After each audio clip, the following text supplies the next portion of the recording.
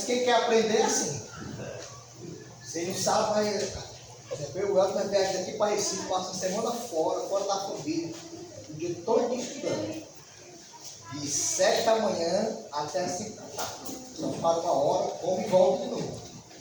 Esse é o seminário que a gente faz lá dessa forma. Então nós vamos ter aqui sobre o discipulado, né? Sobre o que significa isso, qual a importância disso para nós como igreja. Né? E nós vamos tratar de alguns assuntos que são muito importantes. Por exemplo, por que CA? Por que ofertar?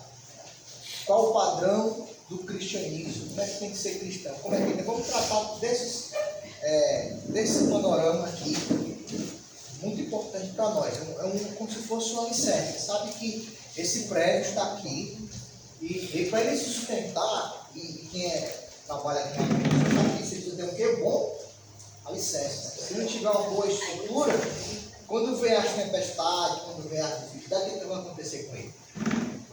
Ele vai cair, porque ele não tem estrutura. Certo? Ok? E depois eu posso passar um monato de PDF, que vocês podem ficar para vocês ficarem estudando, revendo as passagens, tá bom? Depois eu vou, do jeito que eu fiz lá, eu faço para vocês, tá bom? Então, vou fazer só uma oração aqui para a gente começar, e a gente vamos começar esse momento. Senhor Deus, obrigado, Pai, por estarmos aqui nessa manhã. Que a tua graça, a tua benignidade caia sobre nós, e que o Senhor, na sua infinita misericórdia, repouse sobre nós. E assim possamos estar ardentes e sedentos sobre a tua vontade. Assim nós choramos e bendizemos em nome de Jesus. Amém. Vamos lá, né? Vou começar a passar aqui.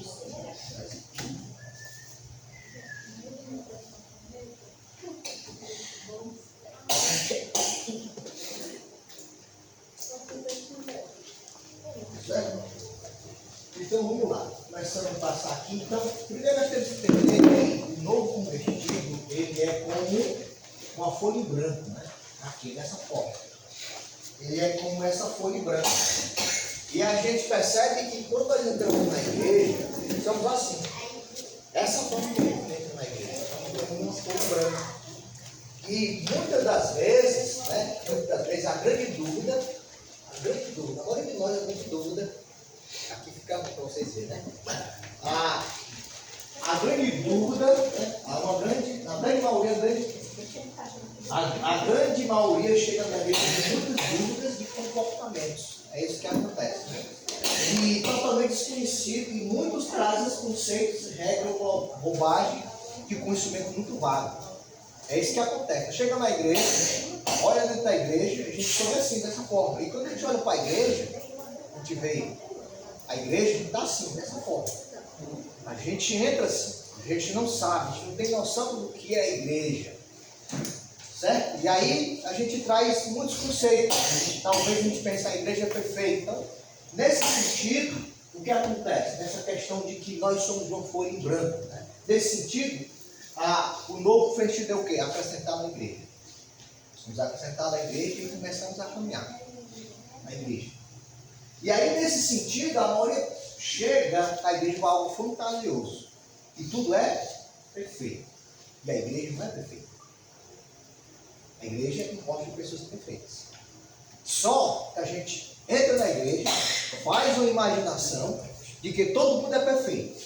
Com o decorrer do tempo, o que vai acontecendo? A gente começa a ver as falhas uns dos outros. As dificuldades, problemas, como cada um é. Só que nós pensamos que a igreja é assim, esse mundo fantasioso de pessoas perfeitas, e não são. Certo? E nesse sentido, né, ele não tem dimensão de comportamento como de ética e moral de conviver com a cristã.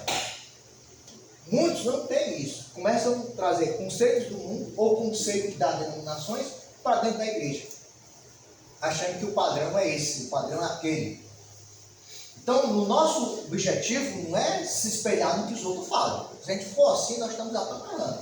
O nosso objetivo é olhar como as escrituras nos ensinam. O nosso padrão é aqui. Muitos ensinam vários conceitos, mas o padrão nosso é sempre olhar como é que a Bíblia diverge e como é que ela ensina sobre esse moral, ética e como ser cristão. Porque esse é o nosso padrão. é nas Escrituras. Então, diante disso, né, é bastante relevante para nós a gente fazer uma comparação de como é esse novo cristão e como se faz necessário nesse preenchimento dessa folha em branco, né? Então, quais as informações que nós vamos colocar nessa folha em branco, né? O que deve ser ensinado para essa pessoa a ser sentada na igreja? Certo? Quais informações serão preenchidas nessa folha? E o último, essas informações vão acontecer o quê? Vão definir os futuros obreiros.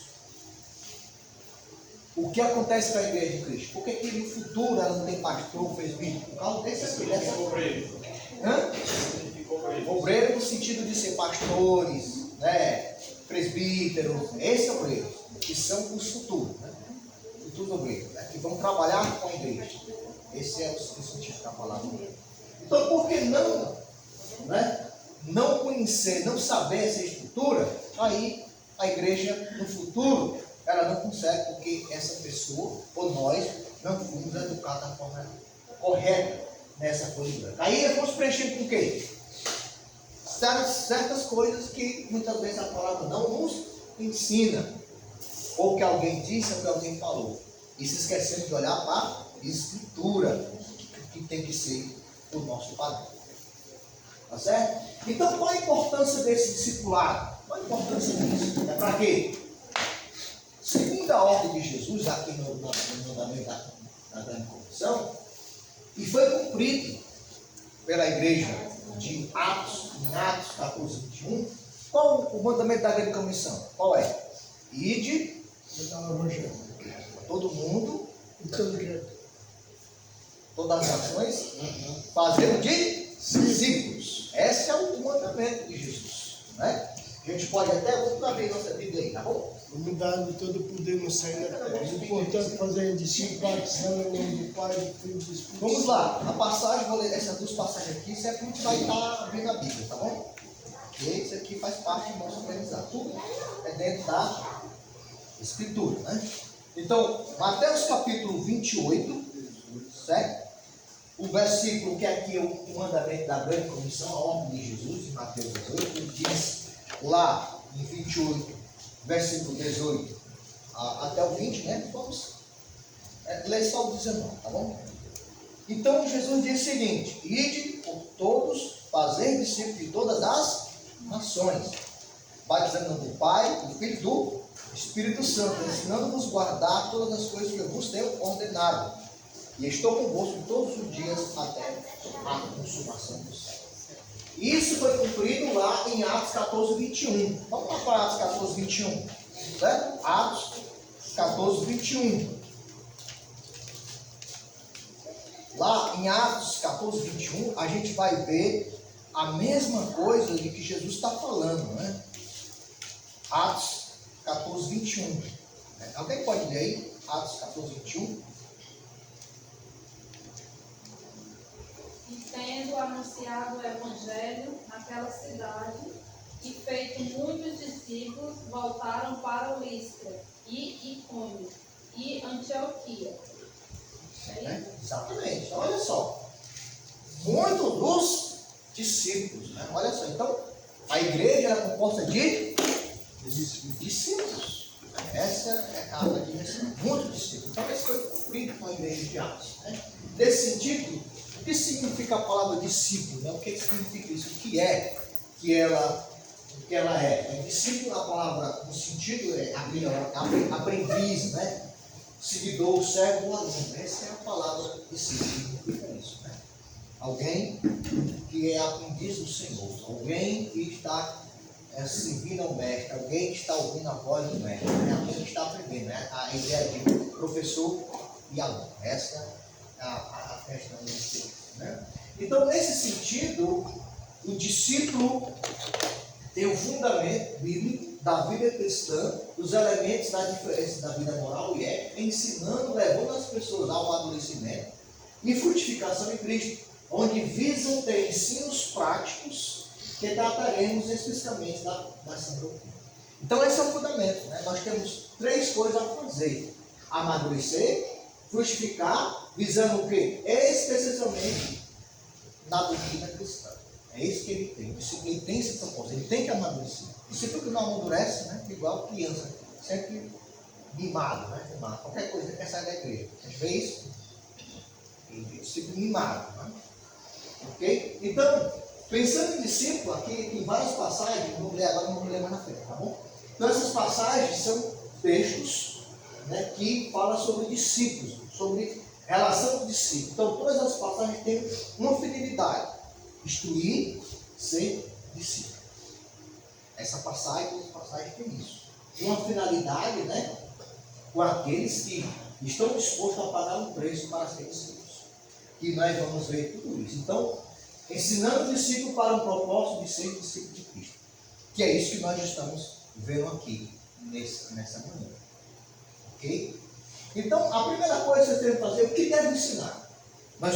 Entramos na igreja, nós somos como uma folha em branco. Aí, duas coisas na igreja de Cristo. Duas coisas que é muito complicado. Não é ensinamento de ser discípulo, aí começa a colocar logo ensinamentos, como é que se diz? Faz o inverso, coloca botar ensinamento bíblico. E eu percebo que aquele irmão muitas vezes fica mais preso ao ensino do que ser discípulo de Cristo. Há uma falta de coerência de ser discípulo do Senhor e fica guardando os ensinos tem que ser tudo não, vamos legalismo, né? Então o que deve ensinar? Então primeiro nós temos que ser discípulos, para depois guardar os ensinos do Senhor. Que a ordem de Jesus é essa: discípulo, fazer discípulo, depois guardar tudo aquilo que ele vos tem ordenado. Essa é a ordem de Jesus. Primeiro somos discípulos, né? Do Senhor. Então o que deve ensinar? Essa é a pergunta que nós temos que pensar. Então o que deve ensinar? Vamos pegar aqui um exemplo que eu já falei da grande comissão, que é necessário um conjunto de ensinos sobre que Jesus é o Filho de Deus, fé, arrependimento e batismo. Começa por aí. A primeira coisa que a gente aprende ali é sobre fé, né, arrependimento e batismo.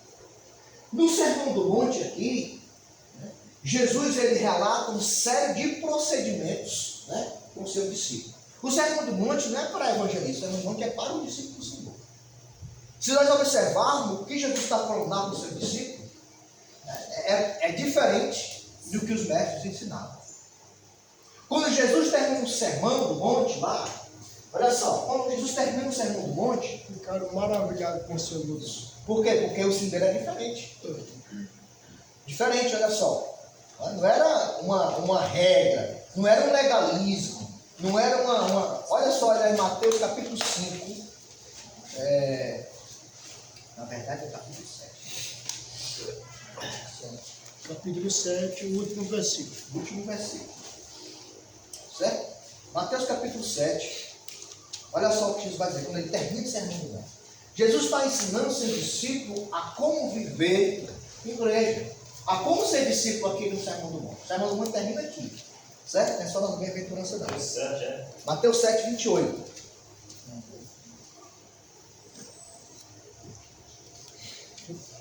Olha só. Quando Jesus acabou de proferir essas palavras, estava a multidão maravilhada de sua doutrina, porque ele ensinava com quem tem autoridade, não com os fariseus. Olha só a diferença de Jesus, né? Quando terminou aquele ensino, todos ficaram maravilhados.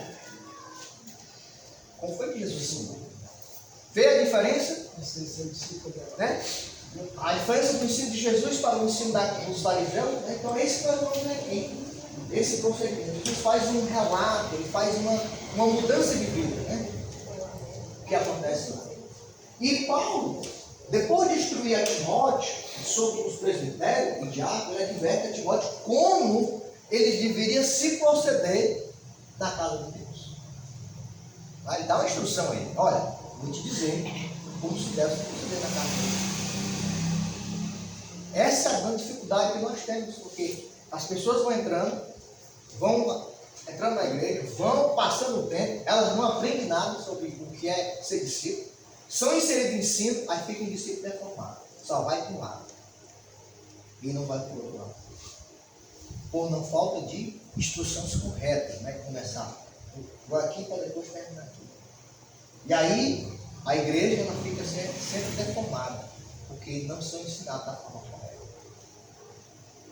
Não são instruídos como se deve ser instruído. Essa é uma deficiência que nós precisamos ter e aprender. Então, nesse sentido, o que devemos ensinar? O que devemos ensinar? Primeiro, né? Quais as regras da casa, o qual esse novo irmão está sendo integrado. Certo? Na sua casa, como é que funciona a sua casa? Quem que manda lá? Hein? Como é que funciona a sua casa? Tem regra ou não tem? Qualquer pessoa pode fazer o que quer na sua casa? Por quê? Porque tem regra. Então, quando o novo cristão entra na igreja do Senhor, ele tem que entender que existe uma regra nesse novo procedimento. Só que essa regra não é dita por mim nem por você. É dita pelo Senhor. A regra é do Senhor. Só que acontece, quando esse novo cristão entra na igreja, ele não é ensinado como é que é a regra da casa do Senhor. Ele não aprende isso. Então ele começa a fazer coisas que a igreja, que o Senhor não autorizou, não é eu. Né? Essa não é a regra do eu, essa é a regra do Senhor. Então ele precisa aprender como é essa regra, ao ser integrado nesse novo corpo. E muitas vezes, porque ele não sabe como é essa nova regra, no final dá problema. De procedimento e de várias outras coisas. Certo? E esse nós temos que entender nesse sentido. A segunda coisa é que esse novo convertido precisa aprender a conviver com família. Ele está na família do Senhor, na igreja, na comunidade cristã. Ele precisa aprender isso. São pessoas imperfeitas, de falhas, de defeito, que erram, que faz certas coisas e atitudes que muitas vezes nós não entendemos. Mas precisa entender, ok? Que essa nova família, que faz parte dessa família, irmãos e irmãs em Cristo. Ok? Então, o que devemos ensinar dessas regras da casa ou da nova casa entre os irmãos? Precisa aprender isso. E devemos estabelecer, ou seja, perguntas que possam ajudá-la a compreender melhor sobre o que é a igreja. Então, nós estamos vendo aqui mais ou menos uma ideia daquilo que a gente vai ter daqui para frente. E que a igreja, ela não é regida por mim. Esse é o conceito do mundo, onde os homens querem mandar na igreja. Na igreja do Senhor, quem manda é a Bíblia. E nós temos que aprender isso. É difícil, porque o nosso conceito oriental é esse. Vivemos assim. Mas na igreja do Senhor, lá em Atos, a gente não vê isso. Não vê ninguém mandando. Vê discípulos servindo ao Senhor e seguindo a regra do Senhor. Ok? Então, eu estou falando isso porque o Aldo estava falando na faculdade dele, estava falando da questão de Atos, quando ele levou essa tese de que na igreja do Senhor quem manda é Cristo, os caras lá ficaram doidos. Não, é que pode, tem que ter alguém mandando, mas esse é o conceito do mundo, meu irmão. É o conceito que traz do mundo, que tem que alguém que mande, alguém que diga a ela. Esse é o conceito do mundo. Na Bíblia não é assim. Você vai ver que tudo que envolve a igreja que decide. Dentro das escrituras, dentro dessa comunidade, o corpo. É o corpo que faz, porque Cristo é o cabeça. Nós somos só aquela pessoa que passa aquela orientação, né, que vem do cabeça. Do cabeça. A gente é corpo e dilata, né, para as veias, para o corpo ter a mesma pensamento. São servos, serviço. Aqueles que instruem, né? Tem que ter aqueles que instruem, né? Se nós olhar na Bíblia, nós vemos Paulo fazendo o quê? Instruindo aquelas igrejas lá, né? Ele não era dono, ele estava apenas instruindo, né? Com mais entendimento, mais conhecimento. Só serviço, ele servia. Tem que entender que é serviço, não é dono, é serviço. Trabalho, né? Serviço. É uma função. Na igreja não tem carro, diz função. Quem tem carro vai na empresa, você trabalha, tem carro. Na igreja não tem dono, tem servos. Tem função, pessoas que servem. Certo? Eu fico sempre pensando nisso. Você já viu na igreja alguém brigando para limpar o prédio? Por que não? É serviço, meu irmão. A maior dificuldade da igreja é isso, que não entendemos que é serviço. Você nunca viu ninguém dizer assim, olha, pai, irmão, eu estou chateado porque eu não fui limpar o prédio hoje. Está vendo o que dizer isso? Sabe fragmentar, né? Pelo contrário, o que é que acontece? Não acontece isso. Fica chato porque vai, né? Porque tem que limpar. Certo? Então, é serviço. O que é serviço? Não importa se eu limpo ou se eu estou ministrando, eu estou servindo ao Senhor. É um serviço. E quando a gente entende isso faz a gente entender que é serviço. O cargo existe na sua empresa. Na igreja do Senhor existe serviço. Tá bom? Então, nesse sentido, o que devemos ensinar? Né? Vamos continuar sobre esse assunto. Né? Qual o objetivo desse ensinamento? Fazer discípulos que possam ter vida moral e ética, que sejam bem instruídos no ensino de Cristo. Esse é o objetivo do discípulo. Primeiro, ele tem que entender a sua vida moral e ética, porque não adianta ele estar cheio de conhecimento e uma vida bagaçada, como diz o linguajar cearense. Não adianta isso. Né? Qual o projeto? Construir discípulos que sejam bem instruídos nos ensinos de Cristo e onde teremos discípulos que os seus dons e talentos são bem identificados para o bem-estar do povo. Esse é o objetivo, o projeto e o processo. Qual o processo? A gente fazer aulas práticas, exercício, onde o seu talento possa ser desenvolvido e proporcionar momentos de comunhão. Então, devemos buscar o crescimento da igreja sem esquecer as bases, certo? Pois uma casa sem alicerce certamente resistirá o quê? À tempestade, preparando a sua noiva, essa igreja que devemos estar. Então, se uma casa ela é bem preparada, bem instruída, não se engane, né? Nós passamos um verão aqui, um inverno aqui, você sabe. Esses pregos, suas casas, o que aconteceu? Todos estavam no chão, tá? Que o mesmo é o discípulo. Ele tem que entender que ele vai passar por dificuldade. Vai passar por tentação, vai passar por dificuldade entre os irmãos, vai passar por vários processos. E se ele não entender isso, quando vier a tempestade, o que vai acontecer? Ele vai cair. Porque ele não foi instruído. Ele não foi ensinado. E a nossa base é quem? É Cristo. Né?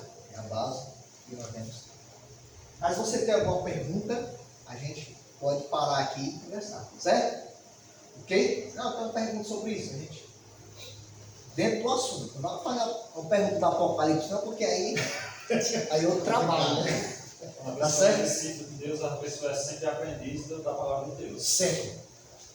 Mesmo que você aprenda, que você estude, que você, que nem o Senhor estudou, já fez faculdade e tudo mais, o Senhor não deixa de ser O estudante. aprendiz do Senhor. Não, de jeito nenhum. Se eu chegar nesse patamar que você está dizendo aí, eu já me perdi. Já se perdeu, né? Já se perdi. Se eu chegar no patamar dizendo que eu já sei, bom, é o final de todas as coisas. É o final. Nós temos que ter um lance dentro de nós que nós precisamos aprender. O discípulo ele tem sede de aprender do Senhor. Todos os dias. Não importa o que ele faça. Isso é só título. Estudo, é só título. O que importa é a gente estar nessa ência. Eu preciso aprender do Senhor. Precisa todos os dias, todos os momentos. Né? Esse é o princípio. Tá bom? Então, vejamos o que devemos ensinar. Né? Primeira coisa que devemos ensinar para o discípulo é ética e moral. Sou cristão. É a primeira coisa. A igreja muitas vezes não ensina isso para a pessoa que ela é cristã. Moral e ética. Não é só entrar na igreja. Não é só ser batizado. Isso faz parte desse processo. Dentro desse processo, nós temos que entender que nós temos que ter moral e ética. Sou cristão. Sou cristão. Esse sou cristão. Muitas pessoas no mundo perguntam: você é crente? Essas são o linguajar do mundo, não é? Você é crente? No caso, a gente não, nós da Igreja de Cristo não somos crentes, nós somos cristãos. É isso? Sim, tem esses dois níveis. Porque assim, crente é aquele que crê em Deus, né? Esse é o sentido que ele dá, né? Mas segundo conta, diz que até o diabo é crente. Mas o crer dele é porque ele não tem honra. Ele diz que ele é crente porque ele crê. Creio que Ele Deus um dia afirma vai a voltar. palavra. O sentido ali, você está falando aí, as pessoas tiram o texto do contexto. O sentido lá de Tiago, que o diabo crê, né, é o sentido de que sentido? Porque Ele conhece. ele conhece, ele Ele desígnio de Deus. conhece o desígnio de Deus, mas porém a sua fé não tem ação. Ele não bota em prática. Não bota em prática. Olha Não o é de nós. crente igual nós que vamos morar no céu. Qual o sentido? A mesma coisa que eu disse no lugar fora. O cara diz, eu tenho fé. Todo mundo tem fé em Deus, todo mundo diz. Mas se essa fé não evidencia a sua vida, não é fé. Que é isso que já faz. Uma pergunta. Se alguém chegar para mim e perguntar, você é crente? Amém. Eu devo dizer Amém. né? Está falando mesmo. Você é crente. Sim, né? Sim, crente. Você quer crer em Deus, né? O próprio, só Vá dentro aí, né? o Tomé chegou para ele e disse, se eu não tocar nas feridas, né? Tomé, né? Se eu não tocar nas feridas do corpo dele, eu não disse. Aí ele apareceu e disse, Tomé, aqui minhas mãos, aqui do lado, não seja incrédulo, seja crente. Ele recebeu essa palavra crente da boca de Cristo. Então é crente, mas é crente naquele contexto que obedece. Nós vamos ver essa questão aqui, foi quando o sistema foi a primeira vez chamado cristão, né? Que vem de Cristo, que pertence a Deus. Então, primeira coisa que você tem que entender é que há um chamado para ser discípulo. Há um chamado, né? Para ser discípulo. E o discípulo, qual é o preço para ser um discípulo? Quando nós fomos batizados, você calculou o preço para ser discípulo? Renunciar, né? Você calculou. Você pensou do que muitas coisas nós vamos renunciar? Quando Jesus fala lá, nós vamos ver essa passagem, Jesus fala lá de um homem que construiu uma torre na eternidade, está falando do discípulo. Que é horrível um homem que fez uma torre e não terminou. Não calculou. Né? De um rei que vai para a guerra e não olhou. Ele está falando do discípulo. O contexto ali é do discípulo, não é outra coisa. As pessoas usam para construção, né? Mas tirando fora do contexto. O contexto ali é para ser discípulo. Jesus está dizendo para que as pessoas calculem o preço de ser um discípulo. Porque é vergonhoso alguém que entra no caminho do Senhor e não vai até o fim. As pessoas vão zombar dele. Esse é o sentido do texto. Certo? Então é a mesma coisa que vamos fazer aqui agora. Né? Vamos ver aqui algumas passagens onde vai estar falando desse custo de ser um discípulo. Né? Ou seja, disposição de pagar o preço. Tem que ser. É um preço muito caro, irmãos, para ser discípulo. Há tantas coisas no decorrer de nossas vidas que Jesus, ao falar esse texto que nós vamos ver, que ele remete às nossas vidas, e às vezes a gente não atenta para isso. Mas ele está falando para nós nos atentar. Nós somos discípulos de Jesus e tantas coisas. Eu tenho que renunciar da minha casa, que aos meus olhos é tão prazeroso, tão bom, mas se eu fizer, né, eu estou não pagando o preço que Jesus está falando. Tantas coisas que a gente precisa renunciar, o nosso erro, o nosso egoísmo. Né? Então vamos ver aqui Marcos, que é quase a mesma coisa, né? Marcos 10, 34. Vamos lá, vamos ler aqui vamos ler todas, mas algumas, né? Mateus não? Mateus. Marcos. É Mateus, tá certo. É porque eu estava com um texto na minha cabeça de Marcos de ontem, que eu estava dando uma revisada, né? Sempre eu dou uma revisada, que tinha uma vez que eu do texto.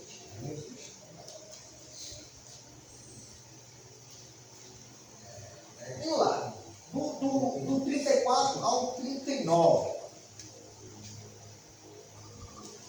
Vamos lá. Quem pode ler aí para nós? Por favor. Fica à vontade. Não cuideis que vim trazer a paz à terra. Não vim trazer paz, mas espada. Porque eu vim pôr em dissensão o homem contra seu pai, e a filha contra sua mãe, e a nora contra sua sogra. E assim os inimigos do homem serão os seus familiares. Quem ama o pai ou a mãe, mas o que a mim não é digno de mim. E quem ama o filho ou a filha, mas o que a mim não é digno de mim. Sim. E quem não toma a sua cruz e não segue após mim não é digno de mim. Quem acha a sua vida perderá, e quem perder a sua vida por amor de mim achará. Veja o que Jesus está falando aí. O que Jesus está dizendo sobre a questão do discípulo. Né? Jesus está dizendo quem ama. Quem? São pessoas importantes do nosso convívio. Né? Ele vai dizer quem ama pai, mãe, a própria casa, mais do que mim, né? É o que ele está dizendo. Jesus não está dizendo aqui que é para a gente abandonar os pais, desonrar, né? Mas Jesus está dando uma ênfase aqui da importância do amor incondicional que nós temos que ter com ele. Não é que significa que às vezes a pessoa faz o inverso dos assuntos e começa a maltratar o pai e a mãe porque está seguindo Cristo. Não é esse o sentido. O sentido é de um amor, de prioridade que nós temos que dar ao Senhor. Esse é o sentido, né? Não é o sentido que agora nós temos que maltratar as pessoas que estão no nosso terreno, os nossos parentes. Aqui são pessoas muito próximas. Você sabe o que é o amor de mãe, né? O amor de mãe é incondicional, né? Como a gente perde nossa mãe, como é que você se sente? Perdido, né? E Jesus está dando essa máxima para que na linguagem humana a gente possa entender. De que esse custo é muito alto. De que se eu amar o meu pai e minha mãe, né, mais do que Deus, não é que Deus está dizendo isso. Porque o nosso pai, nossa mãe, nosso parente tem doutrina a querer nos ensinar, né? Que pode nos desviar da doutrina certa. E Jesus ele está dizendo praticamente isso. Não ame seu pai, sua mãe, mas o que ele. Então a gente vai ter que fazer a mãe da gente para ficar com a mãe da gente. Né? Isso é um passo muito porque cada pessoa diz, eu vim trazer pai, aí a pessoa diz esse texto aqui para ter briga na família, né? Olha, o sentido não é esse, viu? O sentido não é esse, você, eu sou cristão, agora estou tendo divisão com o meu pai. Não é esse o sentido. Você tem que entender o que Jesus está querendo dizer, dentro do contexto bíblico. Tem muito tempo que está ligado com o pai e com a mãe, inclusive, por causa desse texto aqui. Certo? A gente pode dar uma aula sobre isso também. Mas o sentido é esse, o sentido é o sentido da gente não amar o Senhor sem de qualquer coisa.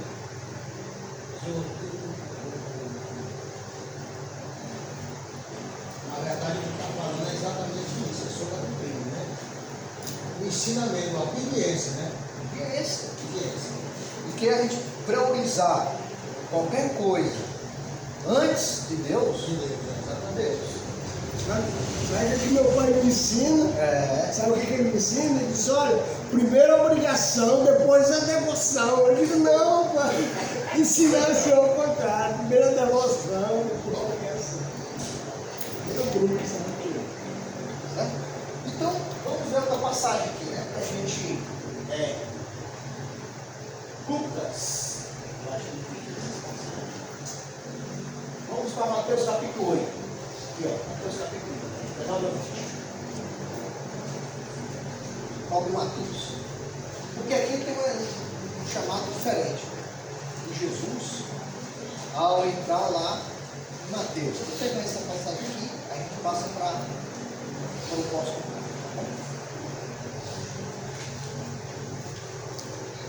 Mateus capítulo 8, verso 22.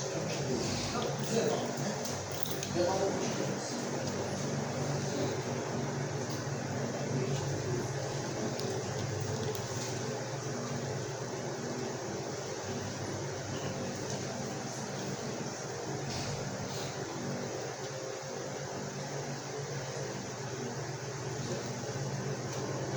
Jesus ele vai fazer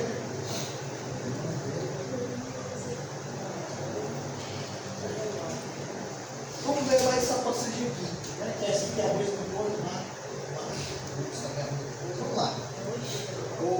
Pode ler aí? 19, 22. Eu vou ler aqui do 18. Certo? Certo. Vou ler do 18 para vocês verem. Qual foi? E Jesus, vendo em torno de si uma grande multidão, ordenou que passasse para a outra margem. E aproximando deles, os escribas e mestres, aonde quer que forem, eu também te seguirei. E disse Jesus, a raposa tem os seus covis, e as aves do céu têm ninhos, mas o Filho do Homem não tem onde reclinar a cabeça. E outros de seus discípulos lhe disseram, Senhor, permite-me primeiramente vá sepultar meu pai. Jesus, porém, lhe disse, segue-me e deixe os mortos sepultar os seus mortos. Então, observe que Jesus está fazendo aqui. Jesus ele está fazendo um desafio. A gente percebe que é um desafio. Algo diferente. Aquele homem, né, como diz aqui Mateus capítulo 8, 18, observe que há uma grande multidão. Ele diz aqui. A grande multidão ao seu redor. E de repente Jesus é confrontado. Alguém está disposto a o quê? Seguir. A seguir. Alguém escolhe, eu quero seguir. Você vem quando eu for, né?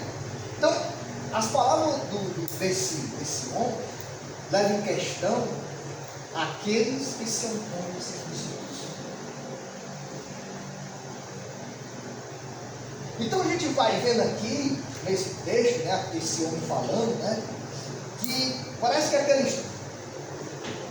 escriba, ele tinha um papel importante naquela época, porque o que significa isso? Era um copiador da lei, né, alguém que fazia esse trabalho, não era qualquer pessoa. É uma máquina de chefe, de matador. Então ele conhecia bem o Antigo Testamento. Isso não era qualquer pessoa. Ele sabia praticamente o que está dizendo. Mas o que Jesus faz com ele? Eu não vou seguir. Mas Jesus lança um desafio para ele. Olha, a raposa do céu tem o seu. As aves do céu tem o que? O céu, o ninho. Mas o Filho do Homem não tem aonde inclinar a cabeça. O que Jesus quis dizer com isso? Contando comigo não tem luxúria, não tem descanso. Vocês estão entendendo aí? O que Jesus quer dizer com isso? Olha, Jesus fez uma coisa diferente. Olha. Enquanto o mundo aí ensina quem Jesus tem conforto, você vai ter a raposa, você vai ter a raposa. Jesus está falando diferente aqui. Ele está dando lugar a cada coisa. Ó. As aves dos céus falando tem isso, mas eu, Filho do Homem, não tenho ninguém na cabeça. Você quer ser discípulo de Jesus? Você está disposto a ser esse discípulo? É um desafio. Então Jesus mostrou algo diferente para aquele homem. Jesus ele mostrou algo simples e natural daquela época, para enfatizar uma grande mensagem para aqueles que querem ser discípulos do Senhor, que o próprio Cristo não tem onde inclinar a cabeça. Jesus está fazendo isso. Então aquele homem, na euforia de seu discípulo, ele não calculou o quê? O preço para ser discípulo. Ele queria ser, mas não entendia o que ser. É o que acontece hoje em dia. Algumas pessoas até têm um desejo, mas com por não ter força e querer pagar o preço de se libertar de muitas coisas, né? Que eles atrai eles, então eles não chegam. Então o que nós percebemos aqui? Há várias formas de ser discípulo, no sentido que por aí, né? De vida confortável, né? De várias coisas, mas discípulo não é meramente palavras ditas, meus irmãos. Não é meramente palavras pronunciadas. Não é isso. É muito mais que isso. Então, nós cristãos de Jesus, aqui do 21, aquele homem, ele se opõe a ser discípulo. Mas ele não calculou o preço de ser discípulo. Ele calculou. Então, para ser discípulo, nós temos que fazer o seguinte: entender que diante disso, o custo de ser um discípulo é renunciar a sua própria vida para uma dedicação total, onde não impera valores, mas uma discussão em serviço dentro dos padrões da mesma de Jesus. Isso está dizendo para ele. Não existe uma palavra. Não existe mais. O padrão é do Senhor. De Cristo. Sério? Jesus está dizendo, né? Para aquele homem, para que ele pudesse entender sobre o preço de ser discípulo. Aquele homem que você fala aí, no caso era o homem que interromperia, né? Também, no mesmo sentido. No mesmo sentido. Porque, olha, recentemente eu peguei uma manhã dura. Fácil, né? Fácil. Esse homem está dizendo aqui, depois, deixa eu observar quem? Meu pai e minha mãe. A lei dizia que era sagrado enterrar o seu pai e sua mãe. E Jesus está dizendo para aquele homem, né? Parece uma coisa controversa. A lei dizia isso, era um mandamento. Se alguém não enterrar seu pai e sua mãe, era considerado como, vou dizer assim, desleixado, né? Alguém desprezível daquela sociedade. E no Antigo Testamento existia a lei para isso. Jesus sabia, Jesus está dizendo: olha, deixa os mortos. Olha o desafio. Já pensou? De repente, você está prestes a enterrar alguém que você ama, e alguém diz: olha, deixa lá.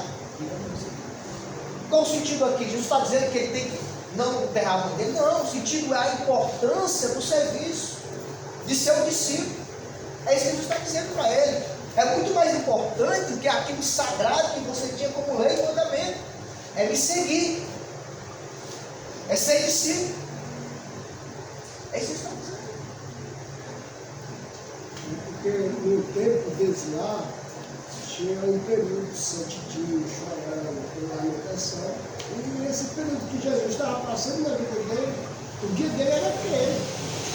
Então ele não podia prestar homenagem a uma pessoa morta, né? Tendo o vivo para seguir. No caso, esse pai, o cara que está deixando enterrar o pai, ele já estava morto, ele estava enfermo à beira da morte. O pai? Sim. O homem que disse: deixa eu enterrar meu pai. Esse pai desse homem já estava morto, porque ele estava à beira da morte. Não, tá. No sentido ele estava morto. Era para enterrar. Estava prestes a enterrar o pai. E ele faz a noite: deixa eu enterrar meu pai depois. Aí o sentido, e muitas vezes é fazendo: ó, deixa eu fazer primeiro isso aqui para mim, depois eu vou Cristo. É assim que a gente faz, a gente toca os valores. E Jesus está dando um sentido que é muito mais importante servir ao Senhor do que as nossas coisas pessoais. Como se ele dissesse assim: não, eu não vou porque ele está aqui na verdade. É basicamente isso, né?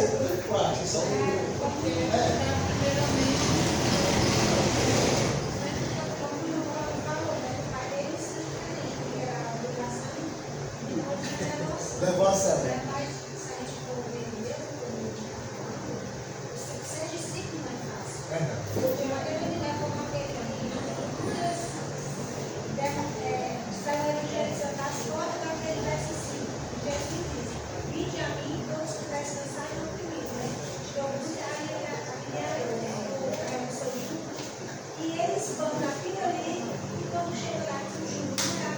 Aí, abandono, né?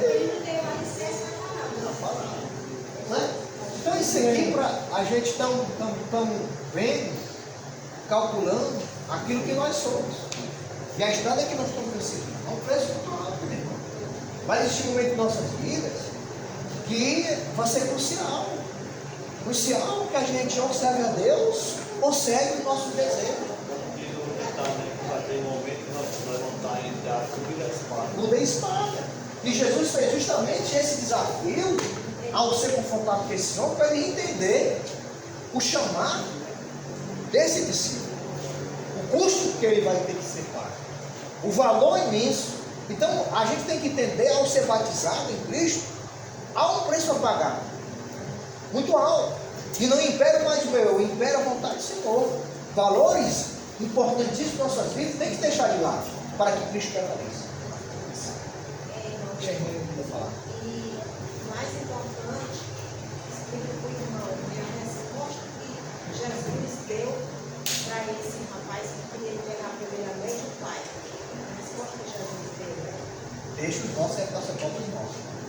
Ele chamou o vivo de morto e o morto de vivo.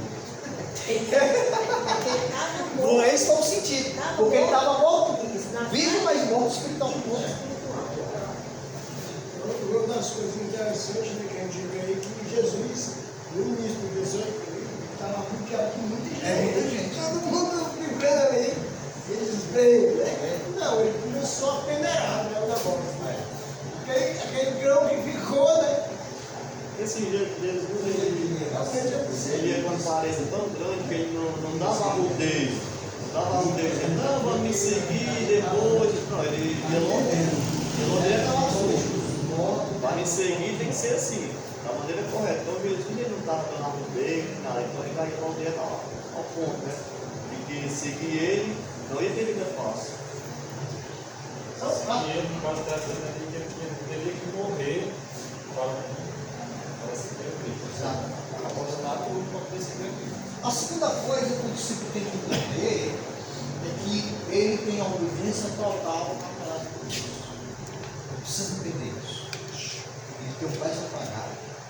E agora, ele tem que entender que ele tem uma ordem. E a ordem do Senhor. Ele tem que ser obediência totalmente a essa palavra. Tem um preço a pagar. E a partir daquela nova vida, ele tem que entender que ele deve a obediência a esse Senhor de nossas vidas. Porque existem coisas em nossas vidas que a gente tem que obedecer, mas a nossa carne não quer obedecer. Mas tem que obedecer. Certo? Então, vamos ver aqui Lucas, capítulo 5, João 11, e depois Mateus 8, 12. Certo? Vamos ler essas duas passagens aí, por favor.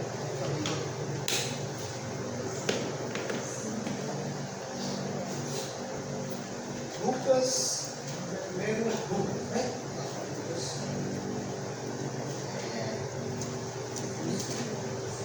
10 horas, 5 minutos para a gente se levantar, certo? Só para a gente beber a água e voltar. Pode. Não dá nem para comer um milhozinho, né? Não, não estou de vídeo não, viu? Não, porque tem um papo a milho ali, um milho. Tem um pau para arroz, agora tem um pau para milho. Pode.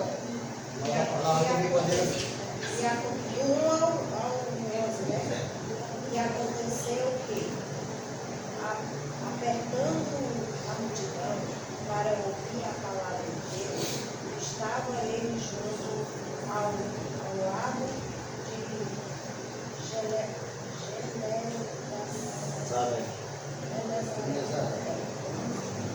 E viu que está 2 barcos junto à praia do lago. E os pescadores, havendo descido deles, estavam levando as redes. E entrando num dos barcos, que era o de Simão, pediu-lhe que afastasse o povo da terra. E assentando-se, ensinava no barco a multidão. quando acabou de falar, disse a Simão: faz-te ao mar alto e lançai as vossas redes para pescar.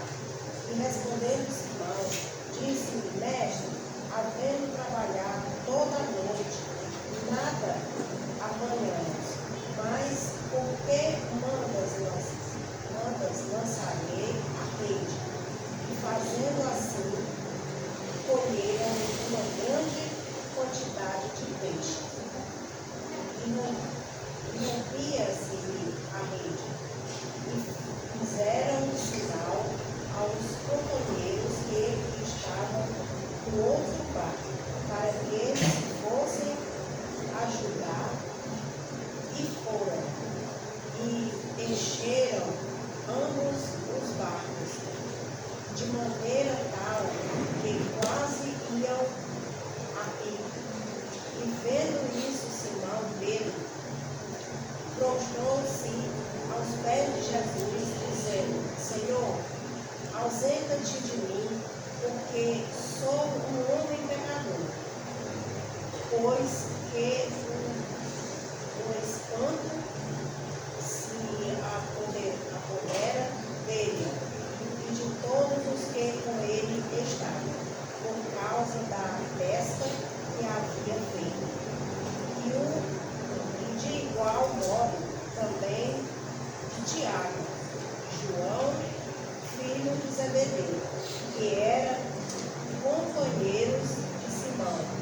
E disse Jesus a Simão: não temas, de agora em diante serás pescador de homens. E levando os barcos para a terra, deixaram tudo e seguiram. Aí, o que vocês perceberam nesse texto aí? Se virar. Obediência. Obediência. E deixou claro que se nós obedecer a ordem de Jesus, nós vamos ser mais que vencedores.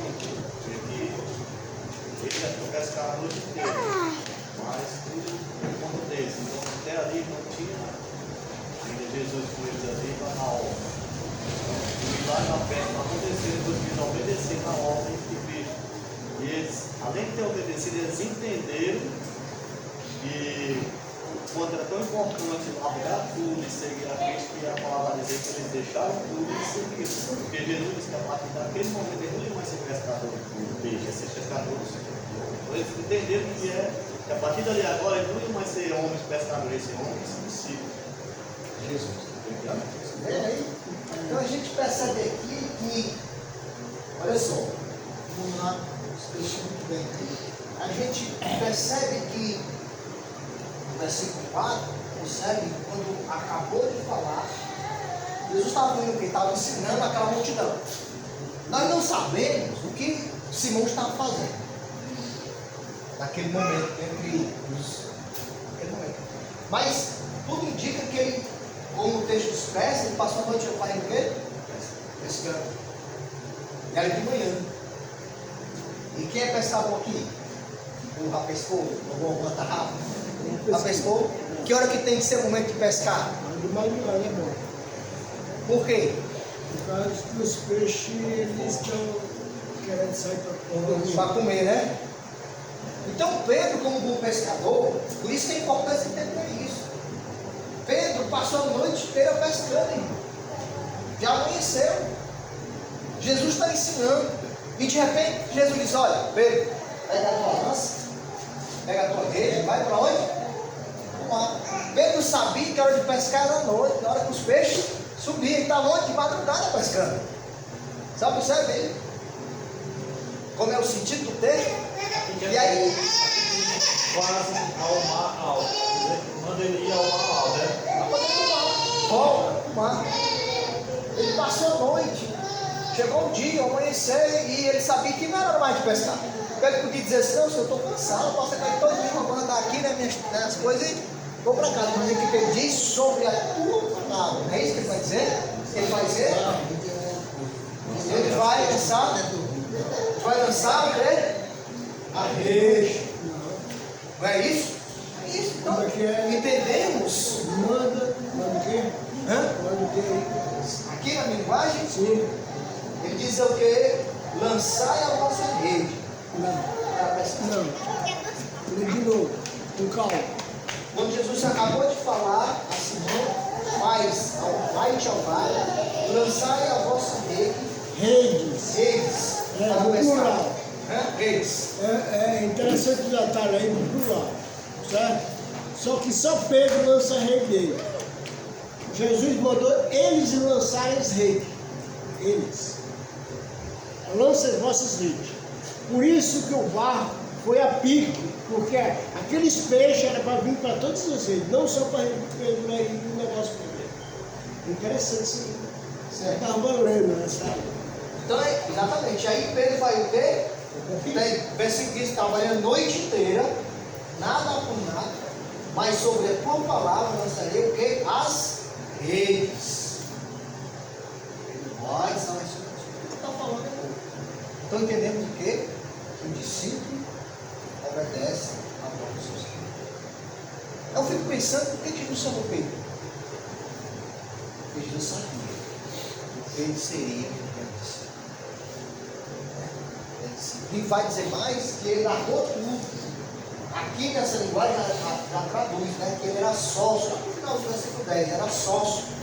Aqui está dizendo todas as pessoas que trabalhavam com ele, né? Aqui, Tiago, João, Zebedeu. Ele tinha como se fosse uma cooperativa comunitária. Como isso aqui dizer também, irmão, por que Jesus só escolheu a Pedro? Aí está aqui que a palavra diz que Pedro sempre era aquele mais, né, mais assim, tipo, arrogante, tem que ser tal. Aí, vendo aqui, quem sabe que Jesus já falou para Pedro fazer isso, está até dizendo aqueles que via o dia a dia de Pedro, como que ele é e tal, aí vê o quanto é importante obedecer. Aí Pedro disse, mas Pedro obedecer esse homem aí, podia, né, Jesus até realmente mandar Pedro na salazinha. Não vai mudando. Então você percebe aí como é que funciona? Então era assim. Jesus percebe que o Senhor lhe deu uma ordem e seus discípulos obedecem. Esse é o fundamento. Tudo seu discípulo tem que obediência total ao seu Senhor. Bom, então entendemos que o discípulo de Jesus precisa ter retidão com seu mestre. Uma disposição de abandonar muitas coisas importantes. Simão teve de renunciar à renda estável e uma segurança financeira. Tudo indica que ele possuía um negócio. Ele deixa tudo isso aí. Eu tenho uma garantia. Mas ele, por obedecer ao Senhor, ele deixou. Olha assim. Começaram no ramo dele, né? Né? Você tá, agora, aí nós estamos dispostos a passar trabalho dele, né? Nós estamos dispostos a passar fome por causa do Evangelho? A gente chora. Você está aí sentado lá, não chora. Não é assim. Ixi, eu vou passar fome. É assim que a gente pensa. E Pedro aqui ele fez algo extraordinário. E Jesus, ele espera isso de nós. Ele espera que a gente aprenda isso no nosso dia a dia e aplique isso no nosso cotidiano, né? Depois de nossas vidas, está disposto a seguir Cristo, está disposto a pagar, né, um preço altíssimo para aqueles que não é esse mundo denominacional aí não que prega uma estabilidade confortável. Os pais não pensam nisso. Uma benção, É uma bênção, né? A gente vê pessoas mais emocionadas do que convertidas, porque na hora da dificuldade fogem. Porque não aprenderam esse princípio de Jesus. Ou não aprenderam. Nós não aprendemos. É difícil, não é fácil.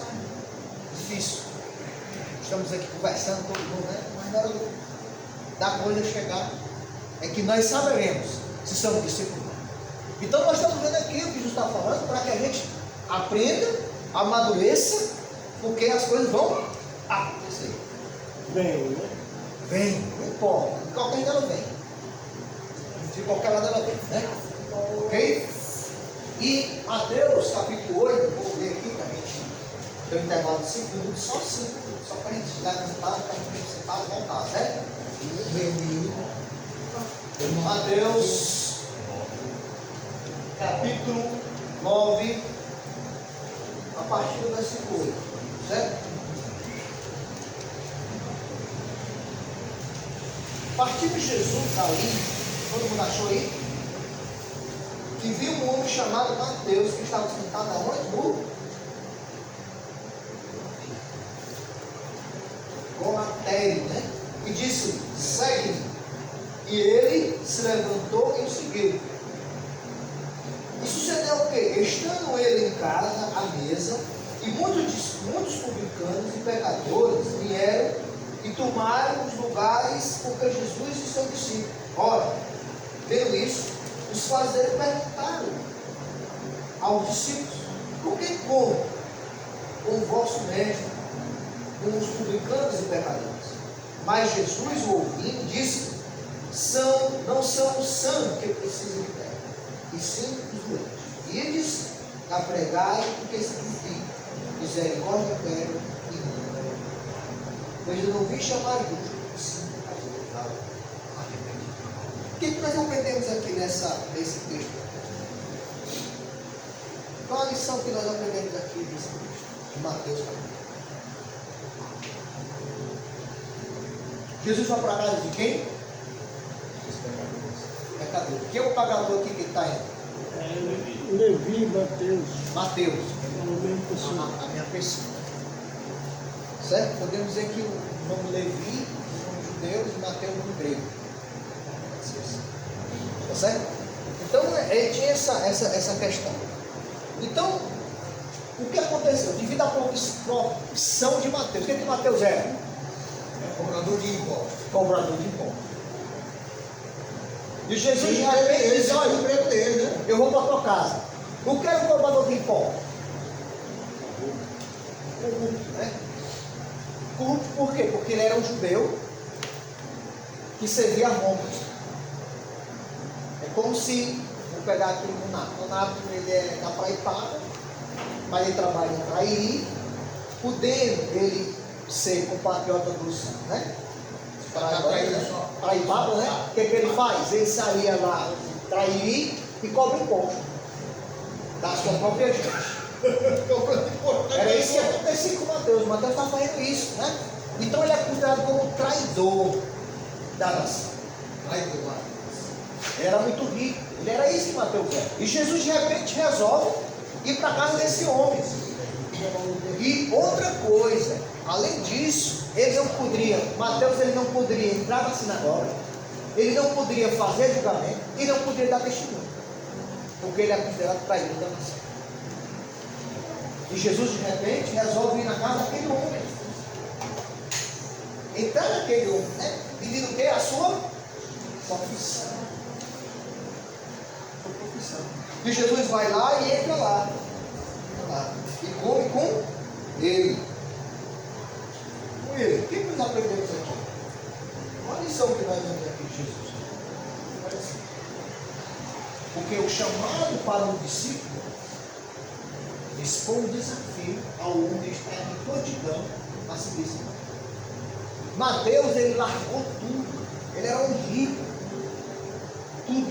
Parecido com Zaqueu. Ele largou tudo, né? Para seguir o seu mestre. Aonde as pessoas dizem que ser discípulo e não estão dispostos a renunciar muitas coisas de sua própria vida. Mateus demonstrou algo diferenciado. Como nós necessitamos ser como Mateus, simplesmente ouvir a voz do seu mestre.